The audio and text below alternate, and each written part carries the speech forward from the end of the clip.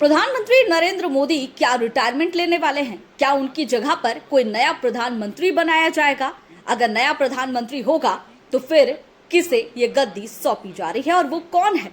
जानने के लिए वीडियो के लास्ट तक जरूर बने रहिए। साथ ही जिन्होंने भी मेरे YouTube चैनल को सब्सक्राइब नहीं किया है फटाफट वो कर लीजिए और इंस्टा फेसबुक पर फॉलो करना मत भूलिए।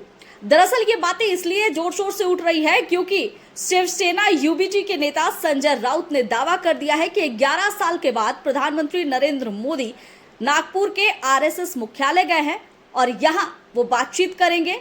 बातचीत करने के बाद ये तय हो जाएगा कि प्रधानमंत्री नरेंद्र मोदी रिटायरमेंट लेने वाले हैं। ऐसा क्यों कहा जा रहा है? आपको 2024 का लोकसभा चुनाव याद होगा। उस चुनाव में भी ये मुद्दा जोर शोर से गरमाया था। ये कहा जा रहा था कि सितंबर 2025 में प्रधानमंत्री नरेंद्र मोदी 75 साल के हो जाएंगे और 75 साल में भाजपा का नेता रिटायर्ड हो जाता है। हालांकि ऐसी कोई भी घोषणा नहीं है। आरएसएस की ये अघोषित नीति संजय राउत ने भले ही कही है। उन्होंने कहा है कि आरएसएस की ये अघोषित नीति है कि जो भी नेता 75 साल का हो जाता है उसे रिटायरमेंट लेना पड़ता है। उस हिसाब से 17 सितंबर 2025 को प्रधानमंत्री नरेंद्र मोदी 75 साल के हो जाएंगे और इसीलिए संजय राउत ये दावा कर रहे हैं। खैर, देवेंद्र फडणवीस ने इस दावे को नकार दिया है। उन्होंने कहा है कि ऐसा कुछ भी नहीं है। लेकिन अगर आप भाजपा के इतिहास पर नजर डालें तो ऐसा कई बार हुआ है।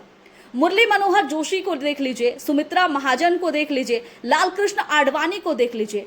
ये भी 75 साल के थे और इसके बाद ही इन्हें टिकट नहीं दिया गया और इनका पॉलिटिकल करियर खत्म हो गया।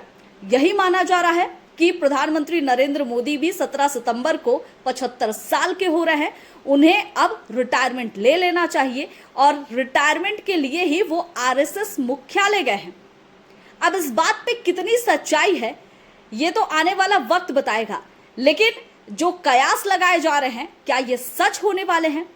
हालांकि इससे पहले गृह मंत्री अमित शाह ने भी कई बार दावा किया है कि प्रधानमंत्री नरेंद्र मोदी रिटायरमेंट नहीं लेंगे और उनके नेतृत्व में ही चुनाव लड़ा जाएगा। लेकिन क्या ऐसा संभव है? और अगर बीजेपी ऐसा करती है तो कई तरह के सवाल भी खड़े हो जाएंगे कि फिर लाल कृष्ण आडवाणी को टिकट क्यों नहीं दिया गया? मुरली मनोहर जोशी के साथ ऐसा क्यों किया गया? सुमित्रा महाजन को क्यों बैठाया गया? आखिर उनकी क्या गलती थी? एज का फैक्टर अब बीजेपी के लिए कई सवाल खड़े कर रहा है। साथ ही अगर प्रधानमंत्री नरेंद्र मोदी रिटायरमेंट लेते हैं तो उनके जगह पर उत्तराधिकारी कौन होगा जो बीजेपी के लिए एक मजबूत कैंडिडेट साबित हो पाए?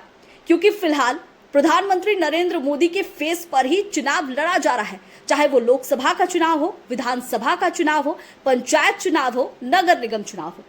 प्रधानमंत्री नरेंद्र मोदी एक ऐसा ब्रांड बन गए हैं भाजपा के लिए जो उनके नाम पर ही चुनाव जीत लिए जाते हैं, जनता पसंद करती है। अब अगर वो रिटायर होते हैं तो भाजपा का ऐसा कौन कैंडिडेट खड़ा होता है जिसके नाम पर ये ब्रांड चलता रहेगा? ये तो आने वाला वक्त तय करेगा, लेकिन इस खबर में कितनी सच्चाई है ये भी देखने वाली बात होगी। फिलहाल कमेंट करके जरूर बताइएगा कि मेरा ये वीडियो आप लोगों को कैसा लगा।